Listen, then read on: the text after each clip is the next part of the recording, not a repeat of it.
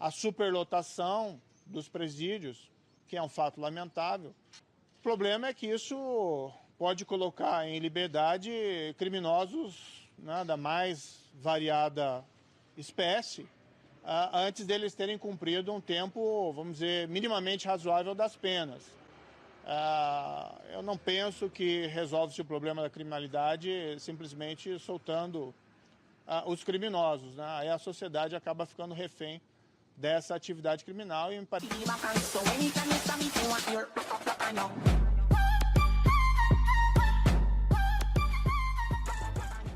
O futuro ministro da Justiça, Sérgio Moro, escolheu o delegado da Polícia Federal para o comando do Departamento Penitenciário Nacional, a partir de janeiro, quando Jair Bolsonaro será empossado presidente da República. O órgão do Ministério da Justiça é responsável pelo sistema penitenciário federal. O ex-juiz federal já disse publicamente que uma de suas prioridades no governo federal será o combate a facções em presídios e a corrupção. O futuro ministro ainda ressaltou que existe a intenção de valorizar os agentes penitenciários e defendeu a necessidade de construir mais presídios em tempo mais curto. Agora veja a coletiva de Moro. Bem, bom dia a todos. Eu solicitei essa pequena audiência aqui, esse anúncio, para informar mais alguns membros da equipe. Nós resolvemos, na discussão do organograma, ainda não é uma questão totalmente...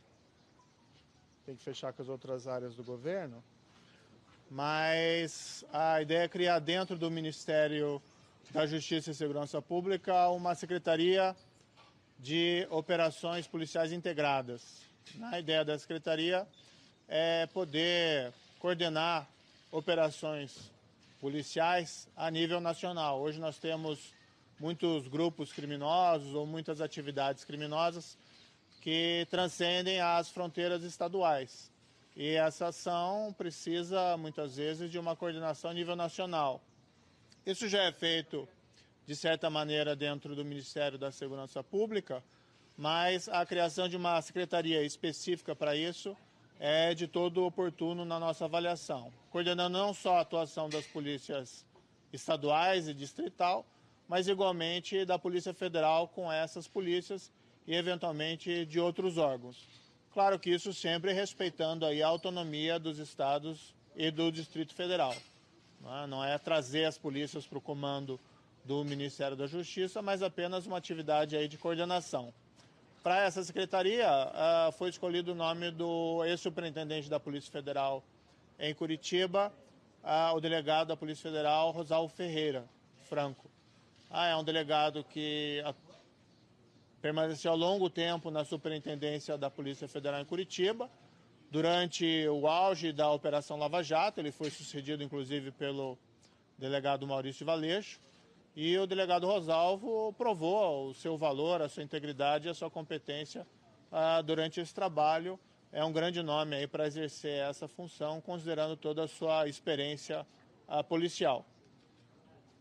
Por outro lado, foi escolhido o nome do também delegado da Polícia Federal, atualmente delegado-chefe de Foz do Iguaçu, o senhor Fabiano Bordignon, para exercer o cargo de diretor do Departamento Penitenciário Nacional.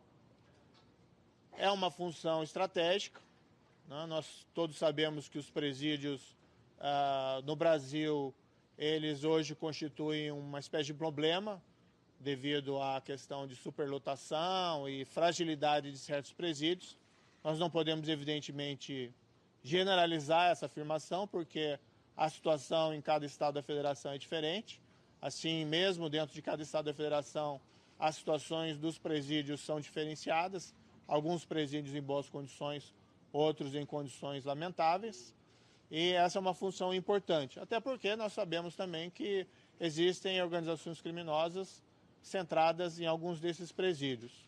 O senhor Fabiano Bordignon já foi, por mais de uma vez, diretor de Penitenciária Federal. Eu, quando juiz corregedor da Penitenciária Federal de Catanduvas, a primeira que foi criada no Brasil, tive a oportunidade de trabalhar com o senhor Fabiano Bordignon, e é um profissional extremamente qualificado para exercer essa função, não só fortalecendo os presídios federais, mas igualmente contribuindo para o aprimoramento e fortalecimento dos presídios estaduais. É uma intenção de valorizar a profissão do agente penitenciário.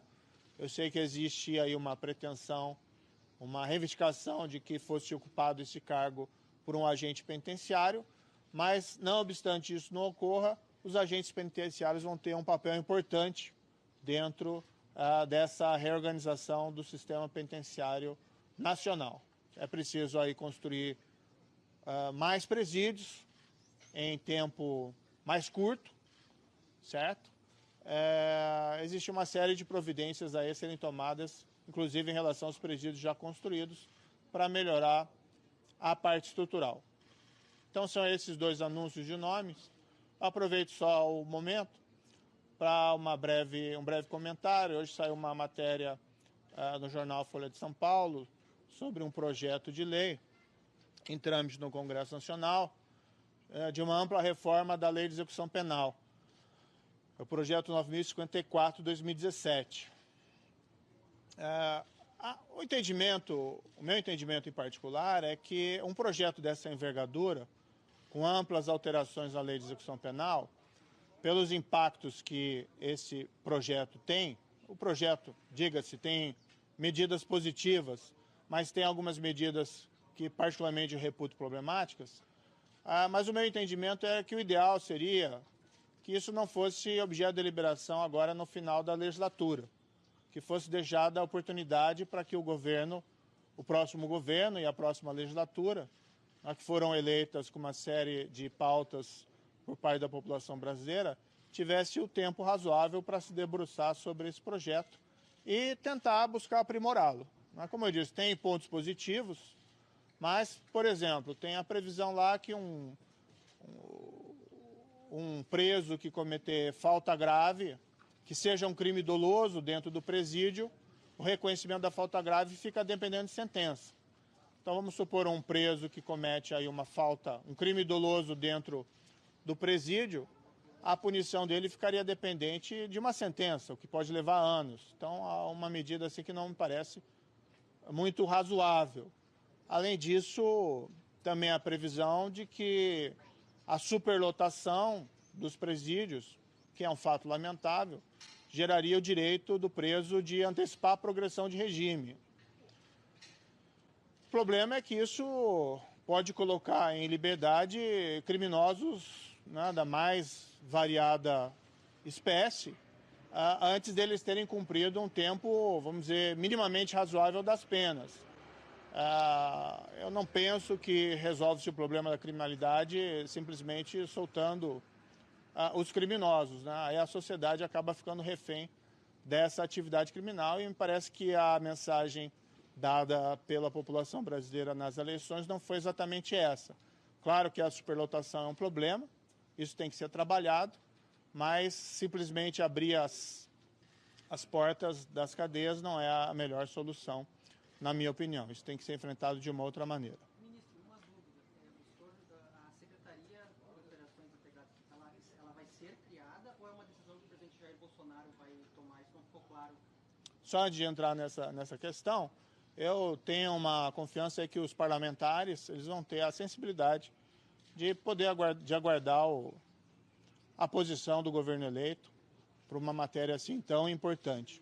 Eu tive a oportunidade de falar, inclusive, com o senhor excelentíssimo presidente da Câmara, o deputado Rodrigo Maia, e externei essa minha preocupação e apenas pedi uma oportunidade para que o governo pudesse se debruçar sobre isso no ano vindouro, certo?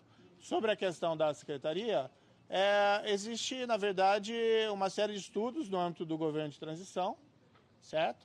Então está sendo retrabalhado o organograma do Ministério da Justiça e da Segurança Pública e no âmbito da comissão, isso é uma decisão que foi tomada.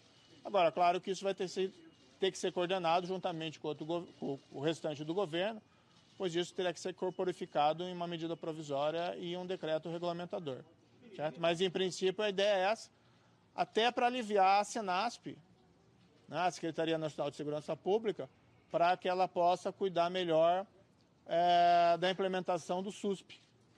Então a Senasp ficaria encarregada mais de cuidar, vamos dizer assim, da superestrutura, de efetuar repasses aos estados, ao Distrito Federal para se reequiparem, coordenar ações, vamos dizer, de uniformização de procedimentos, o que é muito importante, trabalhar questões relativas à gestão e deixaria essa parte de operações policiais para uma outra secretaria. As duas tarefas são imensas, por isso é relevante aí essa separação. A nomeação do general Cruz para a Secretaria de Governo, com a responsabilidade de cuidar do tema segurança pública, seria um trabalho em conjunto com o Ministério da Justiça ou seria uma assessoria direta ao presidente Bolsonaro no Palácio do Planalto? Olha, o nome do general Santo Cruz, pela excelência do currículo, foi cogitado profundamente para ocupar o cargo de secretário nacional de Segurança Pública, certo? Mas o presidente, semana passada, me externou o desejo de convidá-lo para um cargo no Planalto. E, logicamente, o presidente tem a preferência nas indicações. E certamente o general vai ter várias atribuições dentro do Planalto, não existe nenhum problema em um contato com a área da segurança. Ministro, sobre o projeto de lei, o presidente da Câmara, Rodrigo Maia, externou alguma sinalização se realmente não vai pautar, se vai conversar com os parlamentares, ter algum retorno. E o senhor acha que isso já é uma reação parlamentar à sua futura gestão, que é publicamente colocada aí como combate à corrupção e também às facções? Olha, eu conversei, ele foi muito solícito, foi muito agradável e compreendeu as razões, as preocupações, disse que nós iríamos manter um diálogo importante sobre essa matéria. Eu penso que muitas vezes no final da legislatura há uma intenção, um desejo de se aprovar vários projetos que se encontram em pauta, mas penso que esse projeto em particular, pela sua dimensão, seria importante aguardar um posicionamento do governo que foi eleito. Senhores, eu acho que daí chega, certo? Isso está em estudo ainda, definição. Como? Não, o projeto anticorrupção, anticrime organizado e anticrime violento, ele está em gestação ainda. Então, eu já adiantei algumas medidas possíveis, mas isso vai ser objeto de uma nova discussão.